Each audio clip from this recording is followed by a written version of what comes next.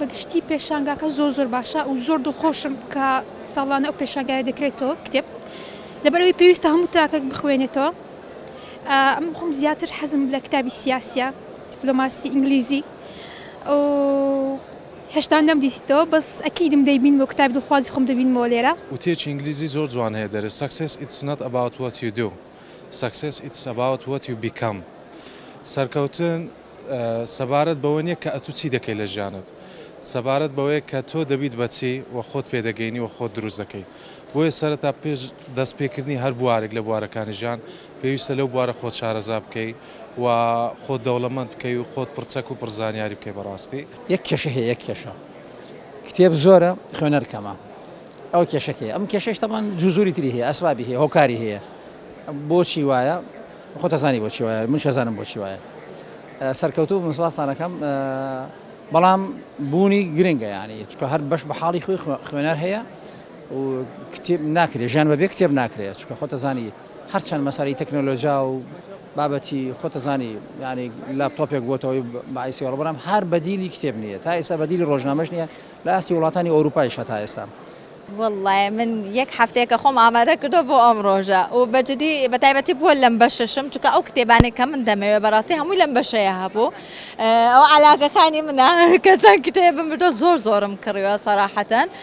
زۆر پێم خۆشە کە پێشەنگایکی ئەوها پێم ناخۆشە کە لە ساڵێک هەوزام یەک جارە من نامەوێت یەک جار بێ، ئینشاڵڵا 5-6 جار ئەبێتەوە، بۆ ئێمە شتێکی زۆر باشە و بە هەمان شێوە کە وا بکەین گەنجەکانمان زیاتر و زیاترش بخوێنن، نەک بەس گەنجەکان، ینی بەڕای من کتێب شتێکی سەلام ڕۆحی، عیلاجێکی ڕۆحیە بەجددی، چکە من لە خۆمەوە دەزانم کاتی دانشم لەگەڵ خوێندنی کتێبەکە هەر نازانم کات چۆن بەڕێوە دەبم، دوایە وەها متەئەسرەبی ئەچیتە ناو قوڵایی مۆزوعەکەوە و زۆر شت فێرەبی.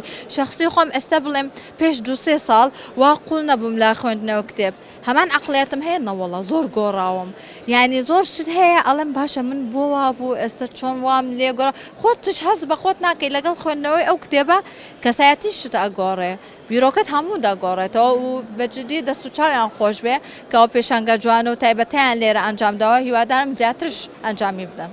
و بە تایبەتی پرسیاری دووەمتان کە لە بۆ پێشەنگای بەڵێ زۆر مهمە لە بۆ هەموونەوە خەڵکەک و لە بۆ هەموونەوە تەمەنە کە چووە من بە یەک خیبرەی خۆم ناتوانم ژیان بەڕێ بم بڕای من ئەو کتابانە کە خوێندم لە خیبرەی هەموو خەڵک فێردەم، لەو چەند نەفەرم خوێندیتەوە لەسەر هەموو خیبرەکانیان فێردەم، زۆر مهمە لە بۆ حیاتی یەکەچی گەنجی وەچی من و لە بۆ هەموو خەڵک و هەموو تەمەنە. کتێبت لە ئێستا واللهی زۆرە نازانم 7 یا ئێرە زۆر ینی شوێنەکە زۆر بەڕاستی ئەمن زۆر پێم خۆشەکەەوە یەکەم جارمە، ینی من زێر گەڕامەوە تۆ بە کوردستان بەس یەکەم جارمە بێمە ئەم جێگە و معرەزی کتابەکە شتێکی زۆر جیاوازە و زۆر یعنی یونیک، یعنی چی بە کوردی شتێکی زۆر تایبەتە بەڵێ و ئەوەیشی خۆشە کە زۆر کتێبی تایە بە ئەوەیە بە ئینگلیزیە بەسکراوە بە کوردی تەرجەمەی زۆر، یعنی ئاسانە بۆ ئەوەی کەوانەی کە حەزەکەن لە خوێندنە زۆر حەزەکەم شت بخوێندنەوە ئەتوانن یعنی بە زمانی خۆیانیش یعنی زەحمەت نابێ بۆیان. بوونی هەر پیشەنگایەک لە هەر شوێنێ بێ، لە هەر شارێ بێ، وڵاتێ بێ، نیشانەی پێشکەوتنە، پێشکەوتنی ڕۆشنبیری، معرفی، کۆمەڵایەتی.